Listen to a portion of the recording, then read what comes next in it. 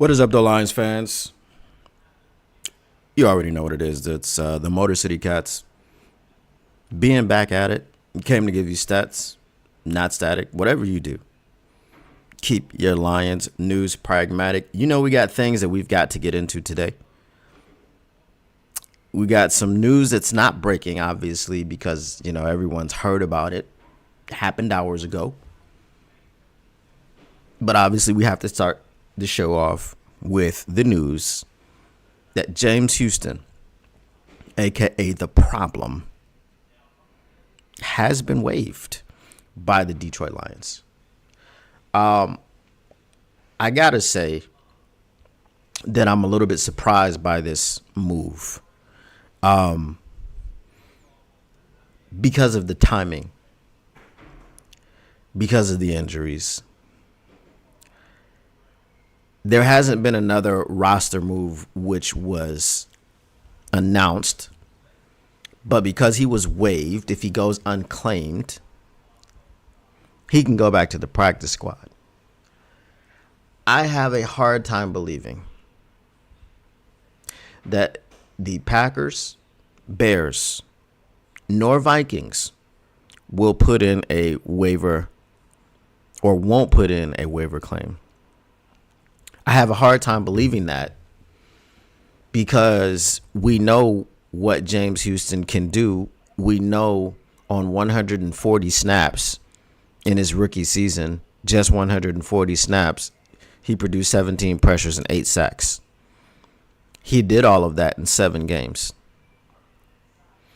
We know that he can do those things, and we know that if he returns to form on another team, it will be a problem because he's nicknamed The Problem. So why not, if you're the Bears, if you're the Packers, if you're the Vikings, why not claim him and have him be someone that can help you, legitimately help you sack the quarterback when you are playing the Lions?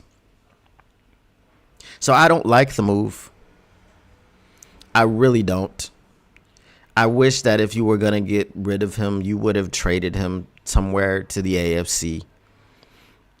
And they go, well, what was his trade value? A 7th round pick? I would trade a 7th round pick to some team that you're not going to play in the AFC. Like, I don't want to say the Cleveland Browns. I love James Houston. I don't wish being traded to Cleveland to anyone. Not anyone at all. Okay? But trade him to, I wouldn't say a contender in the AFC. Why? Because if it's a contender in the AFC, you never know how the ball will bounce. But the Detroit Lions are expected to be in the Super Bowl by most people. And we'll get to someone in a minute who doesn't expect that. And it's just getting quite pathetic. This guy just continues to go on and on about the Detroit Lions and how they're not a great team and blah, blah, blah. Okay, cool. But so you don't want to send them to a contender just because you might have to see this contender in February. So you send him to the, I don't know, Raiders, so he can be over there with Max Crosby. Obviously, I didn't say that you were going to send him in a deal for Max Crosby. That wasn't going to happen. But you send him over there with the Raiders, not the Broncos. You know, like I said, the Raiders, not even the Jaguars. I don't want him to go to a really, really bad team with no hope of ever doing anything. I mean, the Raiders are going to Raider, but they have some ability. Like, if they just get out their own way, they could come up at some point in the very near future during James Houston's career, right? But now, because you didn't send him anywhere at the trade deadline, what up, though, Lone Spoon? Good evening, Paul Thomas. What up, though? Because you didn't send him anywhere at the trade deadline. What's up, Justifan? You can't actually control where he goes. And I hope and pray that it is not to any of our NFC North division rivals. Because that would just suck. That would suck. And it would give him extra motivation. I'm sure he's appreciative of the Detroit Lions. I'm sure he's appreciative. Based off of his college situation where he was at Florida, and then there was the whole thing with the credit card situation and him getting suspended, and then there was a new coaching regime and it all of that. So then he had to transfer to Jackson State, which is it's a junior college level. I'm not saying it's a junior college, but it's junior college level type of football, right? So he had to transfer there. He went off, got 19 sacks in a single season.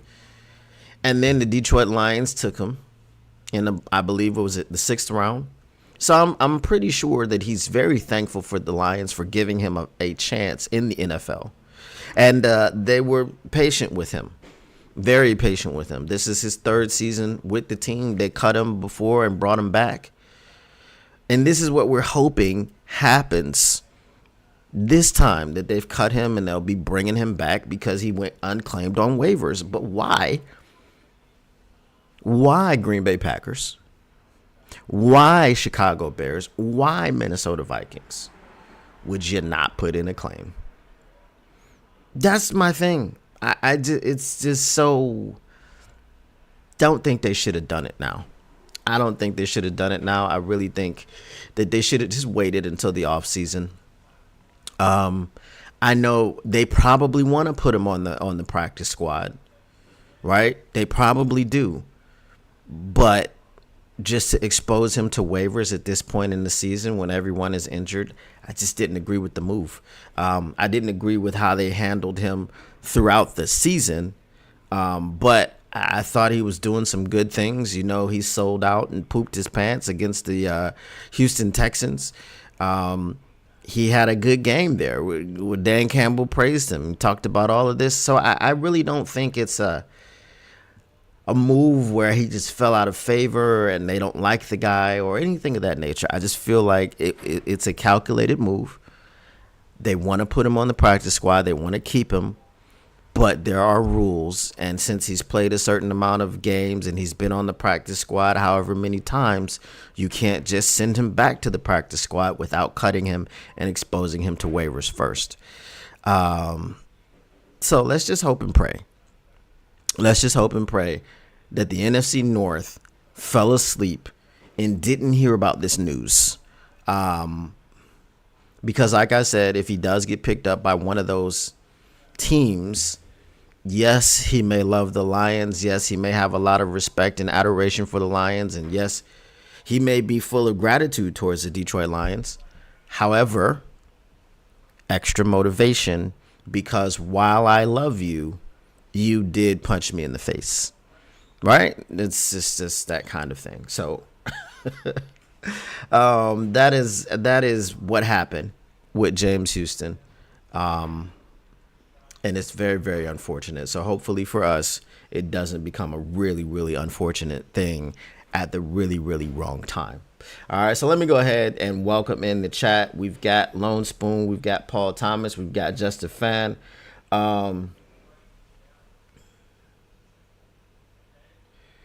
So he said, it's not rocket science. His cap tie-up versus his effort results. Well, see, that's where I would disagree with you, Paul Thomas, because we're trotting out Kindle Vildor. Okay? Now, there was nothing, if you look at that game, there was nothing that James Houston did to help us lose the game against the Colts. There was a lot that Kindle Vildor did to help us lose the game against the Colts. It just so happened that on a lot of the, well, not even a lot of, some of the inaccurate throws by Anthony Richardson, we got the pressure up the middle. DJ Reader and Aleem McNeil, more specifically Aleem McNeil, were in his lap the entire game. Had he been able to step into some of those throws and be able to put a little bit more touch into them and not feel the pressure, which was provided by the defensive line, as I said, mostly up the middle, a lot of those throws go for big gains and touchdowns. I'm just saying, you know. So in a game where we won 24-6, that 6 could have turned into 3 touchdowns with the play of Kindle Vildor being so awful. And then we're having a different conversation. And we're going to get into Kindle Vildor a little bit, okay? Mostly we're just talking about the injuries, okay?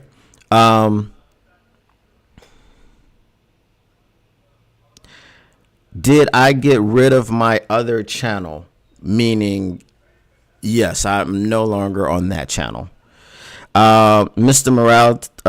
Morale 313. What up, though? What happened with you and old boy? Mr. Morale.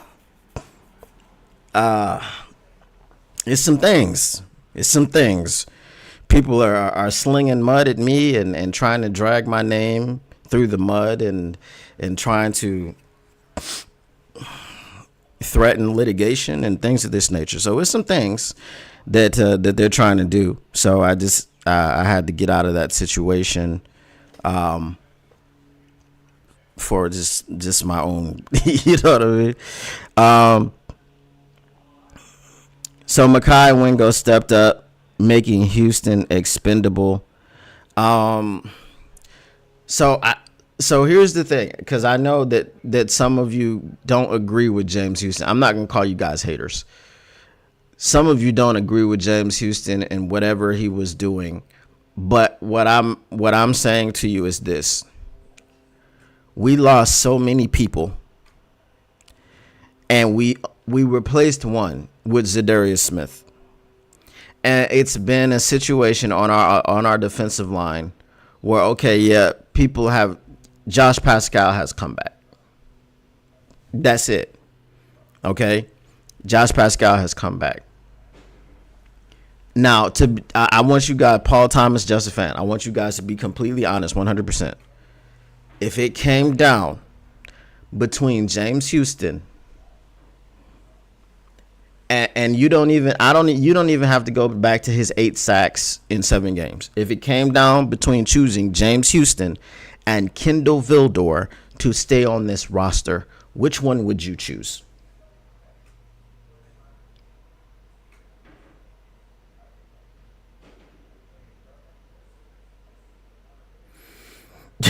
Paul Thomas. I know you won't. Someone else is threatening to do so. You know. So go ahead, Justify and Paul Thomas. That exactly, and that's what I'm saying to you, right? So you're not the GM, I'm not the GM, but my opinion is the same as yours. Houston is a much more valuable commodity than Kindle Vildor, right? So that's the thing. Because he knows that he's a much more valuable commodity. Look at Jerry Jacobs. I think Jerry Jacobs has some cryptic tweets during the Lions game talking about people having jobs over him, and he was probably talking about Kindle Vildor. He was probably talking about him. You understand? So now look at James Houston having that same chip on his shoulder. Like, I know they didn't keep Kindle Vildor for me. Okay. All right. That's cool. Nah, I see how it is. Okay. And then the Bears pick him up, or the Packers, or the Vikings. You see what I'm going? That's why that's the issue that I have here.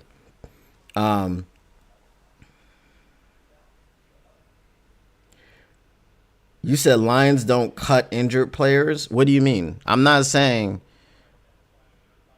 anyone was injured. I'm saying that he would, because we have so many injured players, I don't see the value of waiving him and removing him from the roster.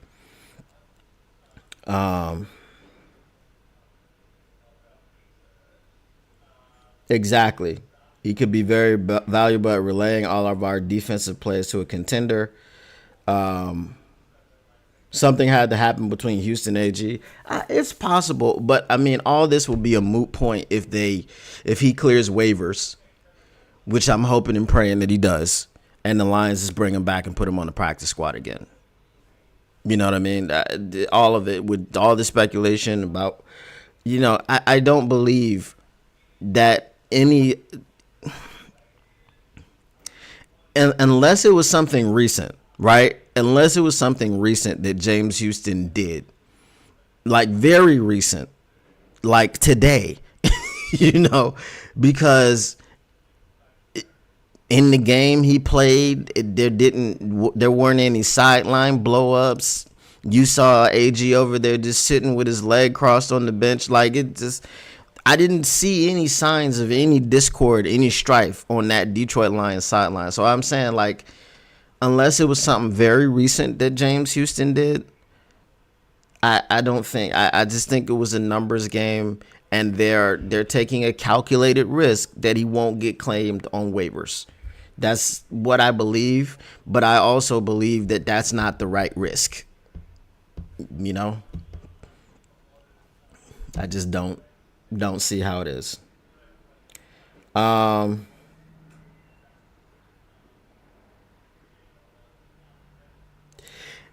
get you. It doesn't sound like they're going to bring him back, but you never know, man. You never know.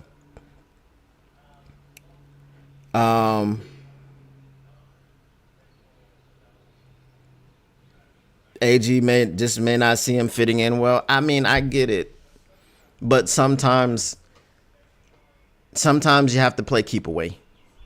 You know what I'm saying? And we are in. All right, so let's get to what we're in. Let's get to the situation that we're in. Okay? And I don't agree with this man. I really don't like this man, because I feel like now it's just kind of it's kind of an axe to grind that he has with the Detroit Lions.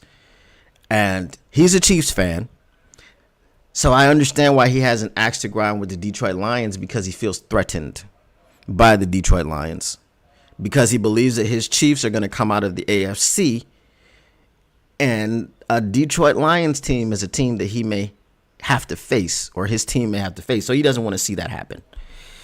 Nick Wright. A lot of people like to call him Nick Wrong. He said, I would just caution everyone about Detroit, but they are one bad 8-day stretch from going from the 1 seed to the 5 seed. Things could turn on them quickly. All right. Yes, Justifying, that's him. We're one bad 8-day stretch where we could go from the 1 seed to the 5 seed. Okay. So here's our 8-day stretch. We've already played the Colts. We're 10-1. So he's saying basically that we're going to lose to both the Chicago Bears and the Green Bay Packers. Both of these games are at home. This team, again, since 2023 or 2022, has not lost back-to-back games. All right. So I don't agree with him there. I believe it's ridiculous what he's saying. But what I will say, yes, Mr. Morale. Mr. Morale 313. I like the 313 on there. He is a hater. He's a big hater. Okay. What I will agree with is this. Nothing that he said specifically out of his mouth. I'm just talking about the stretch. We are coming down the stretch. Okay. We're coming down the stretch. We've played 11 games. We have 6 more remaining. our schedule is pretty tough. Okay, we do have 3 divisional games remaining. Okay, we've got the Bears. 4 divisional games. We've got the Bears twice. We've got the Packers and the Vikings. We also have the Bills and the 49ers. Who knows what this 49ers team is going to look like when we face them? What is the health of Brock Purdy going to be? Christian McCaffrey, George Kittle, Deebo Samuel, whatever. Okay, are they going to be a desperate team that's desperately trying to make the playoffs? Are they going to be a team that has packed it in because they're not going to make the playoffs? Are they going to be a team that's packed it in? Also, Nick Bosa. Okay, are they going to be a team that's packed it in and doesn't want to play spoiler, or do they want to play spoiler because this is the team that they beat in the NFC Championship last year? We don't know. But this stretch of games is very tough. It is not an easy stretch of games. Okay? And that's the reason that I'm talking about a James Houston, right? That's the reason. All right? God forbid he gets picked up by the Bears on waivers and he's right back in Ford Field on Thanksgiving. Maybe he gets a sack. Maybe he gets a crucial pressure. I don't know. And then when we go to Chicago, we got to see him again. You understand what I'm saying? This is all I'm saying about James Houston. It is a stretch that's already tough enough, and I think the release of him now puts extra pressure on us. Now, let's say he gets claimed by Cincinnati or someone in the AFC or someone who sucks in the NFC. Cool, no problem. My only thing is him getting picked up in our division. That's what I'm afraid of. That's it. All right. He thinks knowing stats is knowing sports. I think we're talking about Flannel. Okay. So Flannel and Nick Wright are kind of the same person. Flannel and Nick Wright are kind of the same person. So do you guys, even just a fan of Paul Thomas, do you guys see what I'm saying about the James Houston release and the potential domino that is? Not, the actual domino, because I don't know. I'm not inside of the building, but the potential for difficulty that will cause us releasing him.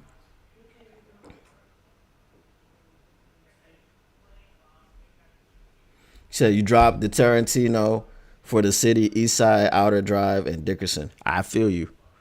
All right. Paul Thomas says Flannel equals Nick Wright. All right. So that's all I'm saying, man. I wish James Houston well, man. I love James Houston.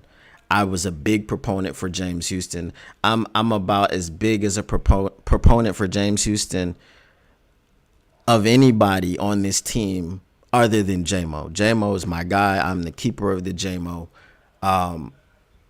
And we've done a lot of videos. I was going to put on the thumbnail is I was going to put the Detroit Lions in Prison Break.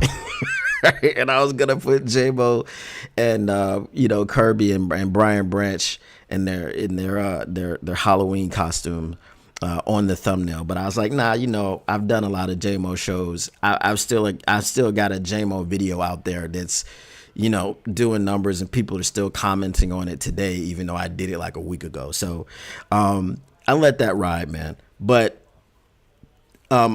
so glad for J-Mo that there's not going to be any charges filed.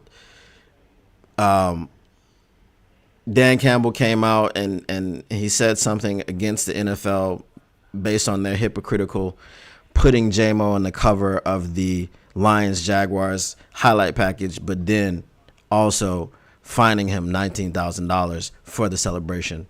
I just want to see how much was it Kobe Durant of Seattle. I just want to see how much he gets fined for the celebration that he did, which was the same damn celebration. But maybe because, he's playing in Seattle. They're like, but that's Marshawn. That's an ode to Marshawn. Like, it was an ode to Marshawn when J-Mo did it as well. All right.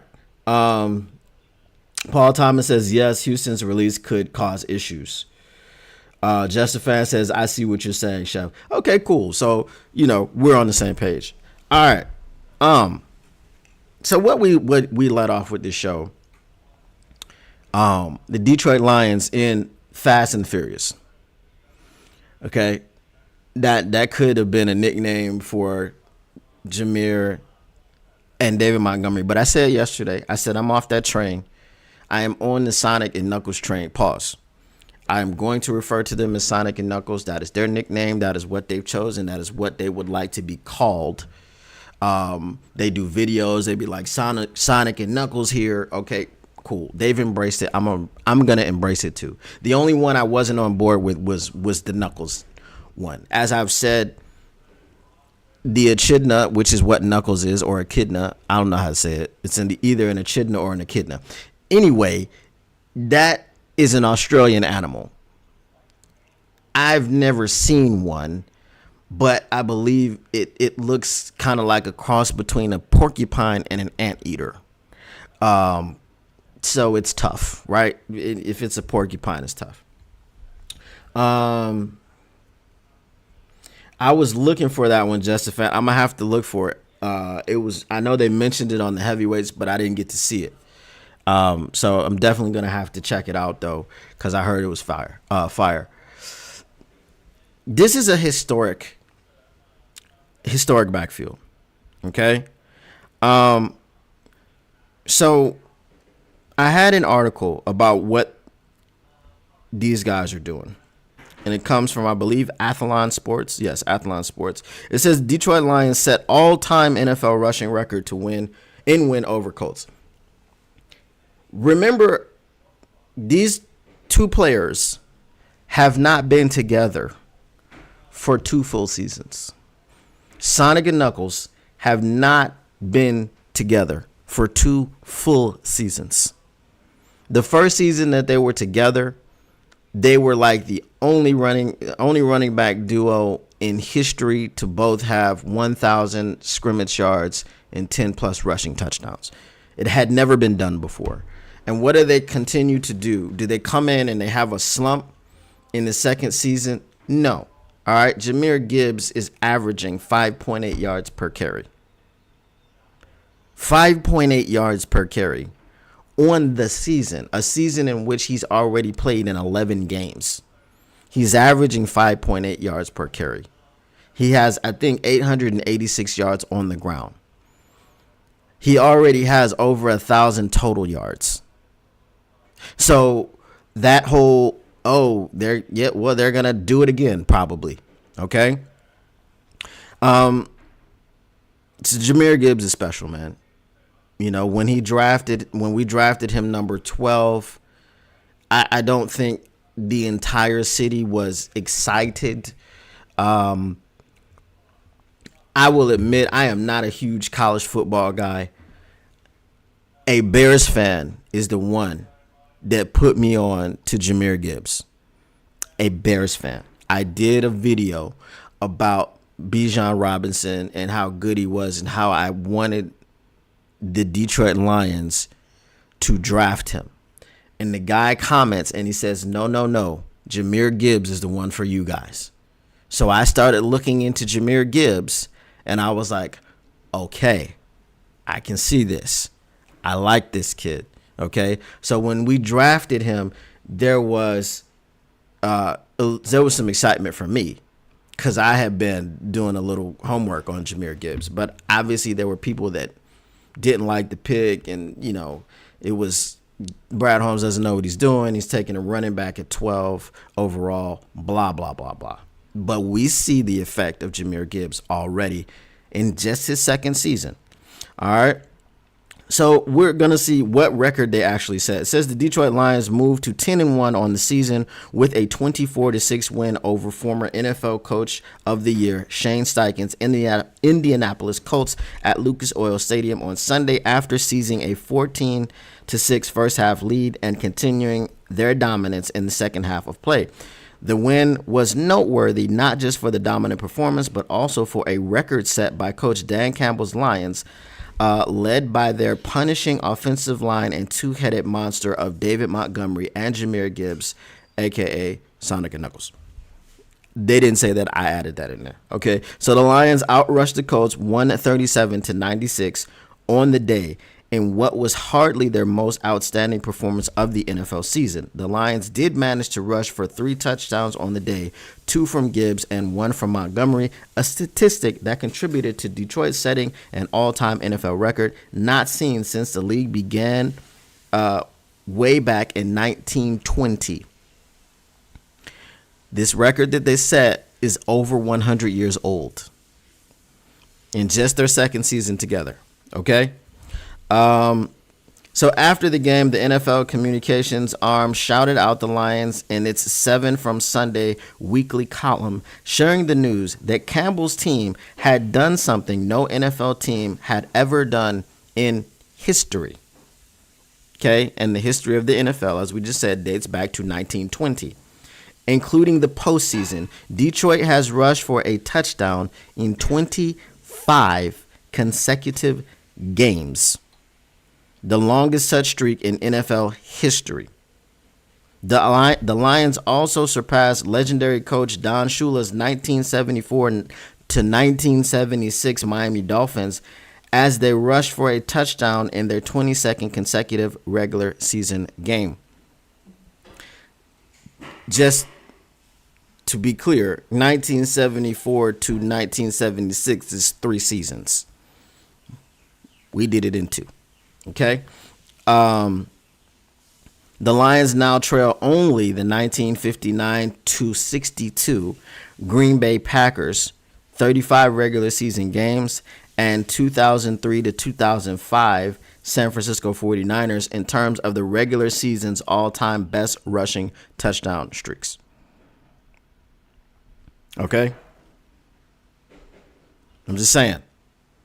All right. These guys that are on our team right now, Sonic and Knuckles, real deal. Okay? Hold on. My buff system has been crooked. All right. Real deal Holyfield right now. So Mr. Morale 3-on-3 says, I didn't know who he was either. I didn't watch Alabama football either, though. Yeah, so that's the thing, right? Alabama is the big bad. Well, they used to be the big bad because obviously I'm not watching the games, okay? I'm going to be honest with you. I don't think I've ever missed a Michigan oh hell no state game. There was one that I boycotted. I think it was the year before we won the national championship because I was like, they're going to get routed. And then I tuned in like in the fourth quarter and Michigan won that game. I'm missing this one. I'm not tuning in. I have not watched a Michigan football game all season. They are terrible, garbage trash. And I'm very disappointed a year after winning the national championship, you were completely and totally, utterly unprepared to play a football season this season. You did not replace people. You lost a lot of people to the draft, which obviously this is what happens when you win national championships. You have a lot of talent, and when a lot of them are juniors and seniors, they leave. Okay, cool. What's your plan? There was no plan to replace Jim Harbaugh. I mean, you replace him with Sharon Moore, which felt it didn't move the needle with anybody. I was really surprised that Sharon Moore won the games that he won when Jim Harbaugh was suspended. The offense did not look good, even with J.J. McCarthy. I think, his attempts, his passing attempts, all that stuff dropped. It plummeted with Sharon Moore at the helm. So you do all of that, and you see a preview, and you still give Sharon Moore the head job. And yeah, it's been bad. However, I won't be watching that game. But back to the point about Jahmyr Gibbs college football as a whole. I really don't pay attention to college football until after the season is done, and then we start looking at people who we like in the draft and all these things, and looking at draft profiles, and looking at film and all these things. To be honest with you, that's why I'm never really gonna find a diamond in the rough. Okay, I'm looking at the mainstream people, and I'm making an evaluation over those people. I'm not a dig into the college game guy and running around, watching film on William and Mary and Duquesne's in Miami of Ohio. I'm not, and Brown and Harvard. I'm not doing none of that. Okay, I don't have time for that. Okay. So I'm going to look at the main people that we're talking about, who's the top 25 or the top 50 or whatever, and I'm going to look at them and I'm going to say, ooh, Chop Robinson, no, don't like that guy. All right, that's what I'm going to do. Justin Fan says, Harbaugh stripped U of M of coaching talent and had no players in place for what was lost. This is true and it's not true, because at some point you had to look at the situation between Jim Harbaugh and Ward Manuel, and you had to go, yeah, that's kind of a tenuous situation. I don't think it's going to last for too long. Let's try to, start getting some players in here, or, just having a backup plan. You have to have a contingency. Okay, if you knew that, and again, there's a high likelihood that Jim Harbaugh is moving on to the NFL. When they won the championship and they interviewed him directly after the game, you know what Jim Harbaugh said? They asked him, okay, well, have you made any decisions to come back or whatever? He said, can I just have this one?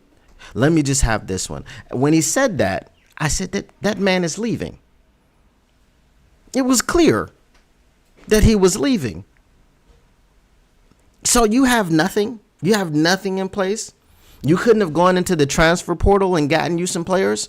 You couldn't have gone and gotten a Cam Ward or a Dylan Gabriel, or there's a lot of things that could have happened. All right. But now we got Bryce Underwood, and he's the savior of Michigan football, and that's fine. All right.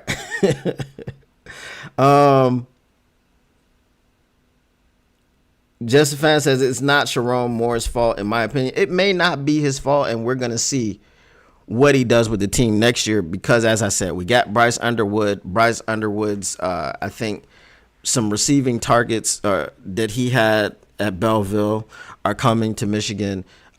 He's got a safety, or both a receiver and a safety. He plays both ways, right? So he's coming to Michigan. There's probably going to be some other commits, maybe that flip from LSU that were excited to be playing with Bryce Underwood. Now there's other people that are going to be looking at Michigan that may flip their commitments because they may have admired Bryce Underwood from afar. He's going to be able to go into the transfer portal and do some good things. And now you've got the quarterback. The quarterback's in place. Okay. I didn't watch the Northwestern. Again, I didn't watch any of the games. Okay. None of them. But now that you have the quarterback in place, because I really don't understand how they put up 50 when they struggled to score points all season.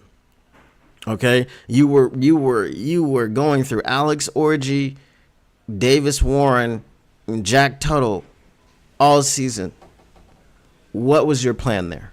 Okay, but now you have a quarterback in place, so there's going to be people who are willing to say, all right, let's go to Michigan. Okay.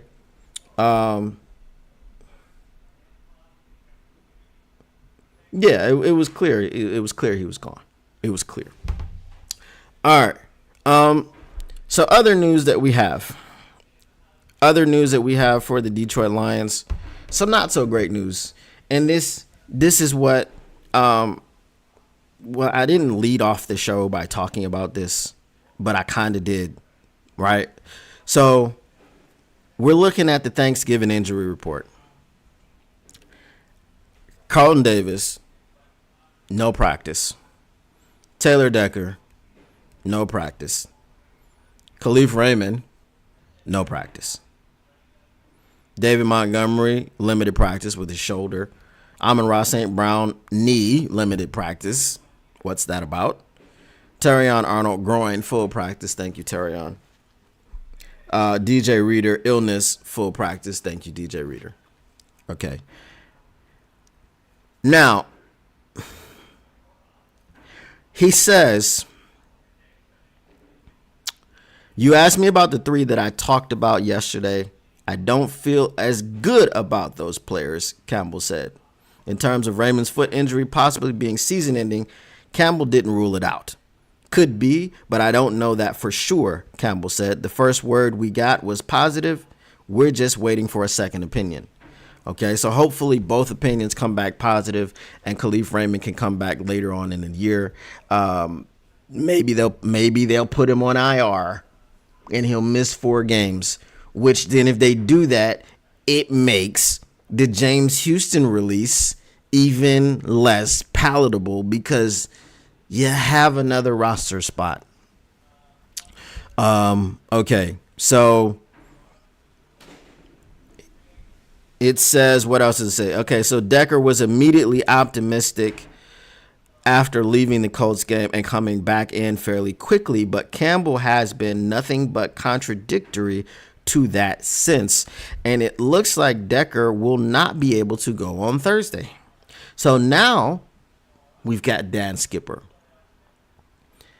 Montez Sweat is not Danielle Hunter. I'm just going to say that. The Bears defense, I think, has underperformed, and we're going to get into all of this tomorrow. Oh, shout out. I'm supposed to have Easy on the show tomorrow. Okay, so I've already spoken to him. He said he'll come on, right? The Bears defense has underperformed.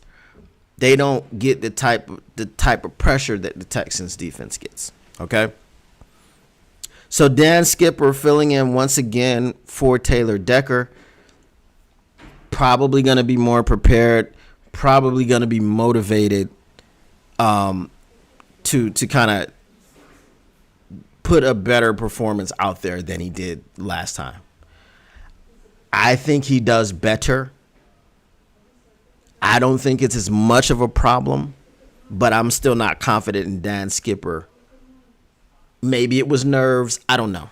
Okay. But again, Montez Sweat is not Danielle Hunter.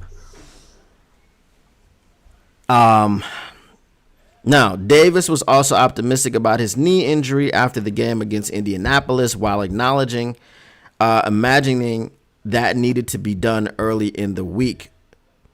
Campbell's words also seem to say Davis will be out on Thursday. So on the positive side, Montgomery and St. Brown were listed as limited on Tuesday at Tuesday's practice estimation after being listed as non-participants on Monday's estimation. On Tuesday, Campbell said he feels good about both guys being able to play against the Bears while noting how hard it would be to keep Montgomery from suiting up against his former team. He says, "Oh, heck no. Are you kidding me? No, no, no," Campbell said regarding the possibility of keeping Montgomery out of Thursday's game. And look, David last week, he wanted to go back in that game. He was good, and I held him back just to be on the safe side, and he was not happy. Okay? Carlton Davis. And I'm going to say this till the cows come home. Now, the positive thing about Carlton Davis being out. There is no positive thing about Carlton Davis being out. The positive thing that the Detroit Lions have said is that they have no problem playing Emmanuel Mosley all over the defense. Cool. Fantastic. Just what I wanted to hear. Emmanuel Mosley, no Kendall Vildor. With Emmanuel Mosley, there may be a Kendall Vildor. So Emmanuel Mosley is one of those people where he's a believe it when you see it player. he stayed healthy in the Colts game. He was largely playing on special teams. I saw he made a tackle on a punt coverage. Good tackle, right? Came out of the game, came onto the sidelines, healthy. Cool. With Emmanuel Moseley, man, Emmanuel Moseley is like Tua. Every time there is contact, you are worried. So would I like to see Terrion Arnold on one side and Emmanuel Moseley on the other side? Yes, 100%. I am so much more confident with everything going on. Okay? Terrion can cover 1 through 3 of the big three in DJ Moore, Keenan Allen, and Rome Odunze. Okay? Terrion Arnold, did Washington play Alabama? I think they've played each other before. Okay, so he has some familiarity, I believe. Don't quote me. It's college football. Emmanuel Moseley, I believe in his ability. When last we saw him healthy, not last week, but, obviously he's had some time off. Maybe he's rusty or whatever. A rusty 60% Emmanuel Moseley is better than a fully rested 100% healthy Kindle Vildor. Okay. Ennis Rakestraw is on injured reserve. Emmanuel Moseley is a ticking time bomb. So right back there, if anything happens to any of our cornerbacks, Kindle Vildor is next man up. You can't even move Amik to the outside and then put someone in the slot, because who's going to play slot? And here's again where Iffy hurts us once more, being on injured reserve. Let's say something happens. Let's hope for the best. Hopefully nothing happens. Okay? And you got to move Amik to the outside to play a little bit of outside corner for a little bit. You slide Brian Branch down into the nickel and you put Iffy back there at safety. Pretty seamless. We're pretty good. We're not going to have anybody getting burnt deep downfield. None of that. Now we can't do that. Now what happens is if Amik were to slide to the outside, you put in Dorsey. Okay? I'm going to say Dorsey is better than Kindle Vildor. But Dorsey got beat deep too now. It was just the receiver couldn't keep his feet in bounds. Okay? So we can't afford any type of injuries in the secondary anymore. So I need Emmanuel Moseley to stay healthy for the entire game. Okay? Because that's the Bears are not a good running team. Caleb Williams is going to be running for his life because they're also not good at protecting him. I don't even, okay, so here's, I'm trying to save this for tomorrow, okay?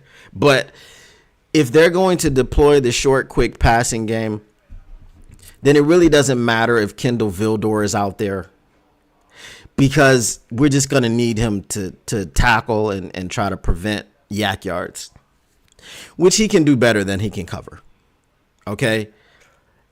If they try to push that ball down the field, we're going to need Terrion Arnold and Emmanuel Moseley for sure.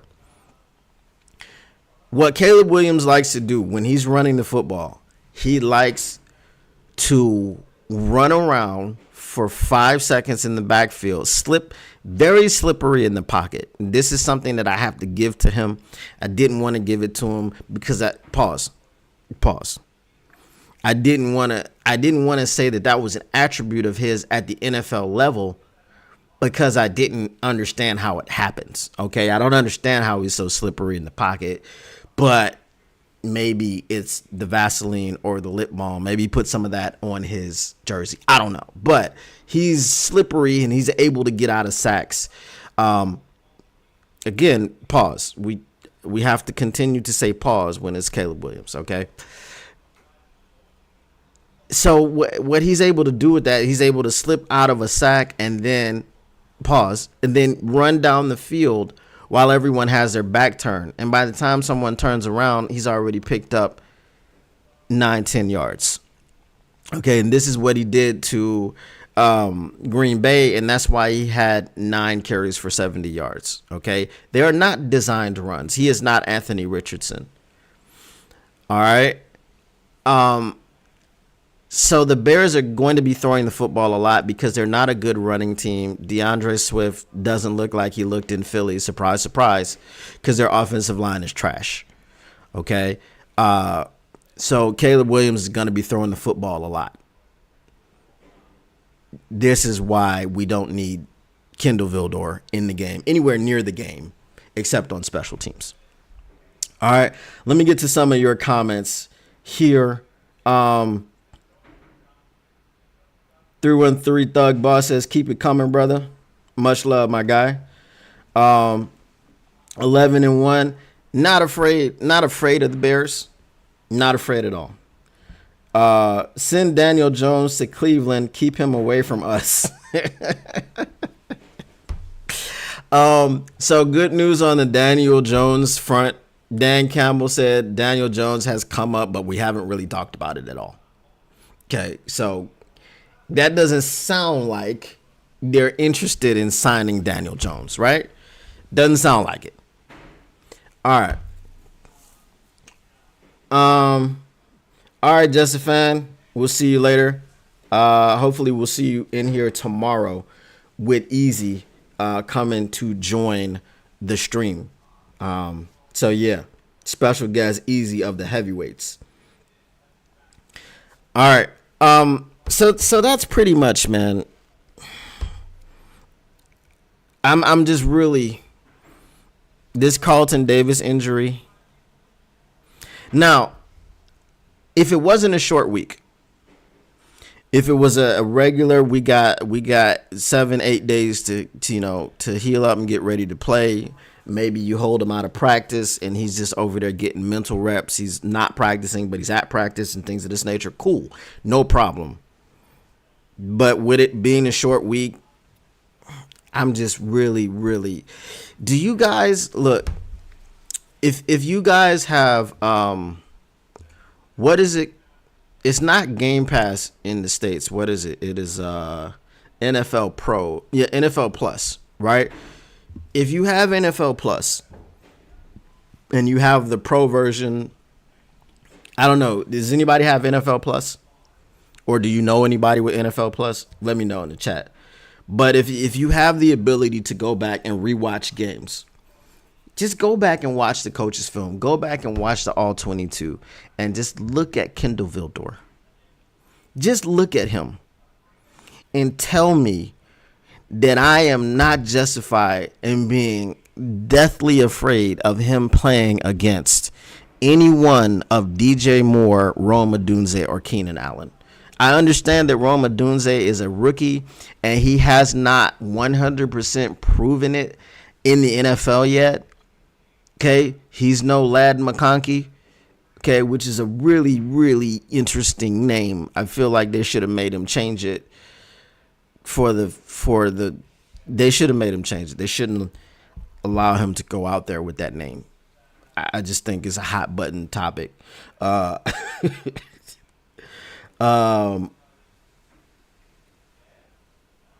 let's see what you said. You said who just lacks physical prowess? We talking about Vildor?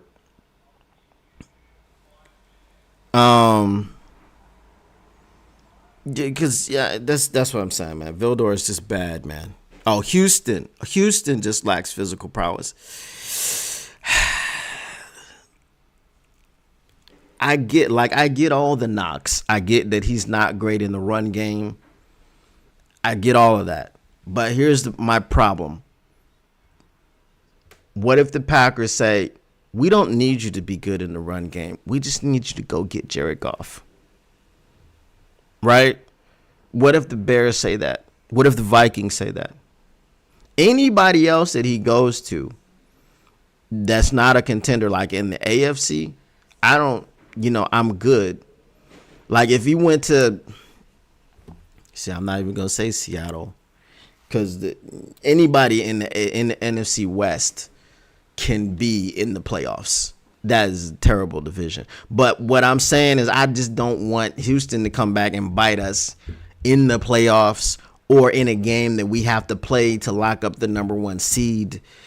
It only takes a sack or two, and it's just a timely sack, right? What if, here's a scenario. What if it's 4th and 2 from from the opponent's 30-yard line, and we're down by 4, and there's 30 seconds left in the game, and James Houston is the one that gets the sack that ends the game? Hadn't done anything all game. No stats. Maybe a pressure or two here and there. But on 4th and 2, or not let's not say 4th and 2, because Dan Campbell might run the damn ball on 4th and 2. Let's say 4th and 8. Okay? 4th and 8. We're throwing the football. James Houston comes in and gets the strip sack. Or just the sack. Doesn't matter if it's a strip sack. It's just a regular sack. Right? Kaminsky is a better player than Houston. Have they activated Kaminsky from IR?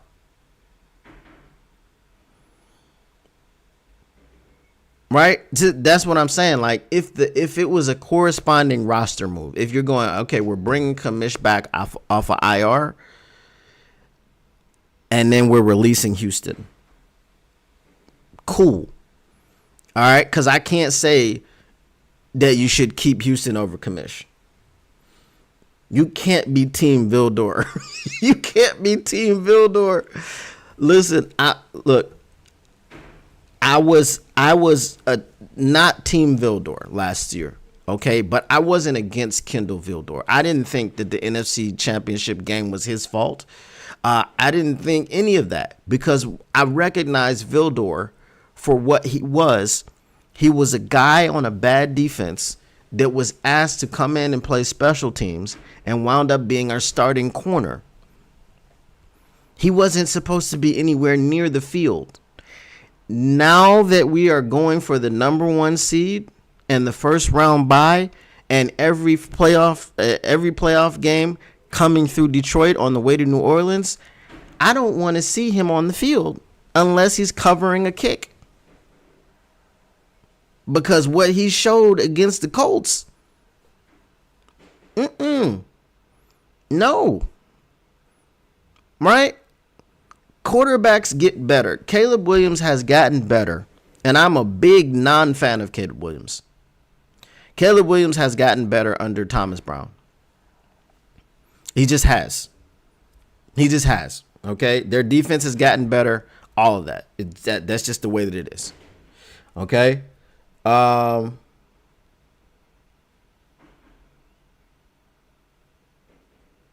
let me see. So Greasy Monkey. Shout out. That's a great name, by the way. Greasy Monkey says, MCDP, I just subbed today and am impressed. When I saw your sub count, I was expecting tens of thousands. You're good and need to blow up. I'll be recommending you to my Lions loving friends. I appreciate you, man. I appreciate you 100%. 100%. Shout out. And if you're like Greasy Monkey, make sure you hit that sub button. Make sure you make sure you turn on your notifications so you can get notified when the Motor City Cats are back at it. So 313 Thug Boss, again, man, because we're in the situation that we're in, because what's at stake is at stake. Kendall Vildor can't be on the field playing meaningful snaps. And as I said, Jerry Jacobs is out there shooting shots at Kendall Vildor on Twitter or X while the game is going on. All right, guys. Appreciate everyone. No problem, Greasy Monkey. Appreciate everyone for coming through. Appreciate everyone for stopping by. Those numbers are growing, man. Those viewership numbers are growing. And let's continue to make it grow. Let's continue to share, let everybody know what's going on. Make sure that you tune in tomorrow, okay? Because Easy of the Woodward Heavyweights will be joining me, supposed to be joining me. He's a busy guy, but he has told me, yep, he will come on. And we're going to break down this Bears game. You're going to hear all my Caleb Williams hate, but I'm also going to be very realistic about Caleb Williams. I am not afraid of the Bears. I am not afraid of the Packers. I am not afraid of the Vikings. I am not afraid of anybody in the division, but what I do understand is division games are division games, and they are not like the rest, okay? Mustard! All right? Just like Kendrick said, they not like us, okay? And that's what division games are saying to all of the other games. They are not like us. Division games are so much harder. Some coaches say they count for two, okay? Again, just go back Thursday night and look at the Browns and the Steelers. The Browns, by record, had no business winning that game. The Browns beating the Steelers was not a surprise because it was a divisional game. So we got a quick turnaround, just like the Bears do. So we're equal on that footing. But we're going to break all of that down tomorrow, guys. So be here 7 Eastern, 7 p.m. Eastern, Wednesday night. And we are going to break down, preview this game on Thanksgiving coming up. So, guys, once again, the Motor City Cats are back at it. I came to bring you stats, not static. And whatever you do, I can't tell you what to do, but whatever you do, make sure you keep your Lions news pragmatic, and we out. Peace.